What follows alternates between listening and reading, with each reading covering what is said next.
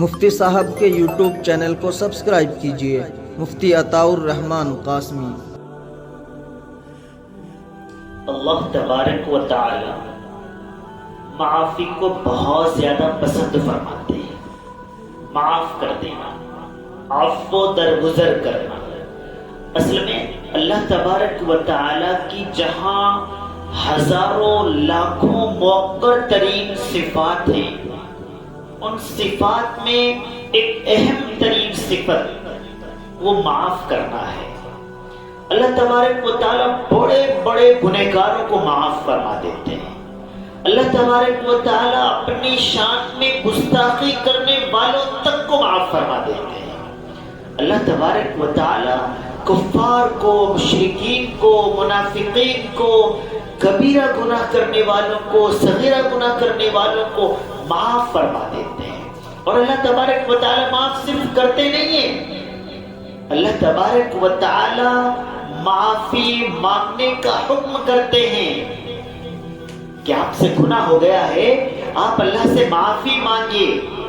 اللہ تعالیٰ تو ایسا معاف کرتے ہیں کہ کبھی پھر بعد میں وہ اس کی یاد دہانی بھی نہیں کراتے۔ تو بندوں کے اندر بھی جو اللہ کی صفات ہیں، جیسے اللہ رحم کرنے والا ہے، اللہ کرم کرنے والا ہے، اللہ دینے والا ہے، اللہ تعالیٰ کی وہی صفات اللہ تعالیٰ چاہتا ہے کہ وہ بندوں کے اندر پیدا ہو۔ اگر آپ پر کوئی ظلم کر رہا ہے تو آپ اسے معاف کرنے والے بنیں۔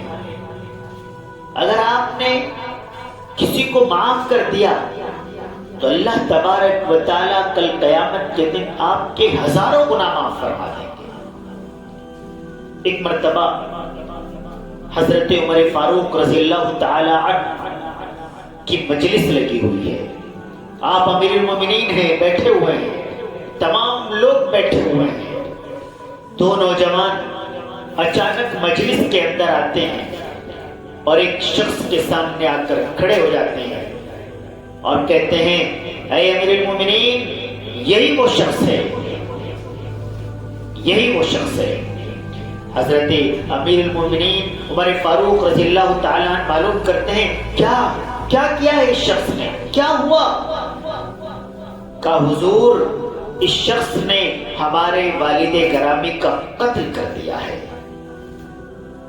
حضرت عمر فاروق رضی اللہ تعالیٰ عنہ نے معلوم کیا، قتل کر دیا ہے؟ کہا، جی ہاں، قتل کر دیا ہے۔ اس شخص سے معلوم کیا، کیا آپ نے ان کے والد کا قتل کر دیا ہے؟ اس شخص نے جواب دیا، ہاں حضور، میں نے ان کے والد کا قتل کر دیا ہے۔ کیوں، کیسے؟ کہا، حضور، ان کے والد اپنے اونٹ کے ساتھ میرے کھیت میں گھس گئے تھے، میں نے ایک پتھر اٹھا کر مارا، وہ ان کے والد کے سر پر لگ گیا اور وہ اسی وقت جاں بحق ہو گئے۔ حضرت عمر فاروق رضی اللہ تعالیٰ عنہ کی عدالت ہے، کہتے ہیں، بھائی اس کے عوض میں تو آپ کو قتل کیا جائے گا۔ اس نے کہا، حضور میں تیار ہوں، جو شریعت کا قانون ہے وہ قانون ہے، میں ماننے کے لیے تیار ہوں، واقعی مجھے قتل کر دیا جائے۔ حضرت عمر فاروق رضی اللہ تعالیٰ عنہ مجمع کی طرف دیکھتے ہیں، سناٹا چھایا ہوا ہے، قاتل بھی موجود ہے، مقتول کے ورثاء بھی موجود ہیں۔ مقتول کے ورثاء کہتے ہیں کہ ہمارے والد کی قتل کے عوض میں اسے قتل کر دیا جائے، اور وہ شخص بھی کہتا ہے کہ ہاں، مجھے اس کے بدلے میں قتل کر دیا جائے۔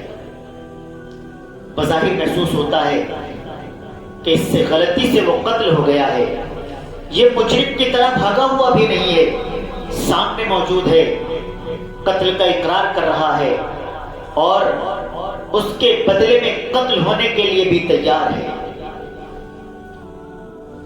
کہا، ٹھیک ہے بھائی، قتل کر دیا جائے اس کے عوض میں۔ اب وہ عمر کی عدالت ہے، کوئی عام عدالت نہیں ہے، کوئی چوں کرنے کی بھی وہاں پر حیثیت نہیں رکھتا ہے، کوئی کسی طرح کا سوال اٹھانے کی حیثیت نہیں رکھتا ہے۔ تو اچانک وہ شخص کہتا ہے کہ حضرت میں تیار ہوں، مجھے قتل تو کر دیا جائے لیکن مجھے 3 دن کا وقت چاہیے. دور صحرا میں جنگل کے اندر میرے بچے میری بیوی ہے, میں ایک بار ان سے ملاقات کرا. انہیں کہا کہ مجھے میرے قتل کے بدل میں قتل کیا جا رہا ہے. حضرت عمر فاروق رضی اللہ تعالیٰ نے اس کو اوپر سے نیچے تک دیکھا. حضرت عمر فاروق رضی اللہ تعالیٰ اس کو جانتے نہیں ہیں. مجمع کی طرف مخاطب ہو کر کہا, بھئی آپ میں سے کوئی ان کو جانتا ہے؟ پورا مجمع خاموش ہے. نہ کوئی اس کو جانتا ہے, نہ اس کے علاقے کو جانتا ہے, نہ اس کے کنبے قبیلے کو جانتا ہے, اور وہ 3 دن کی مہلت مانگ رہا ہے. حضرت عمر فاروق رضی اللہ تعالیٰ مجمع سے کہتے ہیں, آپ میں سے کوئی شخص اس کی ضمانت لینے کے لیے تیار ہے کوئی جو اس کی ضمانت لے لے اور اسے 3 دن کی رخصت دے دی جائے؟ مجمع سے آواز نہیں آتی ہے, کیونکہ کوئی 1000-2000 روپے کا معاملہ تو ہے نہیں, 10-20-50 ہزار کا معاملہ تو ہے نہیں کہ نہ آئے تو دے دیں گے 50,000 روپے. گردن کا معاملہ ہے. اگر یہ شخص نہ آیا تو ضمانت لینے والے کو اس کے عوض میں قتل کر دیا جائے گا. آواز نہیں آتی ہے. حضرت عمر فاروق رضی اللہ تعالیٰ کئی مرتبہ معلوم کرتے ہیں, کوئی نہیں بولتا ہے. حضرت عمر فاروق رضی اللہ تعالیٰ سر جھکاتے ہیں, کچھ دیر خاموش رہتے ہیں, اور جب نظر اٹھتی ہے تو ان 2 نوجوانوں کی طرف اٹھتی ہے. حضرت عمر فاروق رضی اللہ تعالیٰ فرماتے ہیں کہ آپ اس کو معاف کر دیں. وہ 2 نوجوان برجستہ کہتے ہیں, نہیں امیر المومنین, اس نے ہمارے والد کا قتل کیا ہے, ہم اس کے عوض اس کو قتل کرا کر رہیں گے, ہم قطعی طور پر اس کو معاف نہیں کریں گے. پھر حضرت عمر فاروق رضی اللہ تعالیٰ ایک نظر مجمع کی طرف دوڑاتے ہیں, ہے کوئی جو اس کی ضمانت لے لے؟ حضرت ابو ذر غفاری رضی اللہ تعالیٰ کھڑے ہو جاتے ہیں, کہتے ہیں, امیر المومنین میں اس کی ضمانت لیتا ہوں. حضرت عمر فاروق رضی اللہ تعالیٰ چونک جاتے ہیں, کیونکہ حضرت عمر فاروق رضی اللہ تعالیٰ کے جگر کا ٹکڑا ہے حضرت ابو ذر غفاری رضی اللہ تعالیٰ, بہت قریبی تعلق ہے. کہتے ہیں, ابو ذر غفاری سوچ لو, قتل کا معاملہ ہے, 10-20 ہزار روپے کا معاملہ نہیں ہے. سوچ لو, سوچ سمجھ کر ضمانت لو. اسے نہ میں جانتا ہوں, نہ تم جانتے ہو, نہ سارا مجمع جانتا ہے. یہ جا کر واپس آئے گا نہیں آئے گا کوئی نہیں جانتا ہے. حضرت ابو ذر غفاری رضی اللہ تعالیٰ کا جواب ہوتا ہے, اے امیر المومنین, نہ آپ اسے جانتے ہیں نہ میں اسے جانتا ہوں, لیکن میں اس کی ضمانت لیتا ہوں. حضرت عمر فاروق رضی اللہ تعالیٰ قبول فرما لیتے ہیں. وہ شخص چلا جاتا ہے. 1 روز گزرتا ہے, 2 روز گزرتے ہیں, 3 روز گزر جاتے ہیں.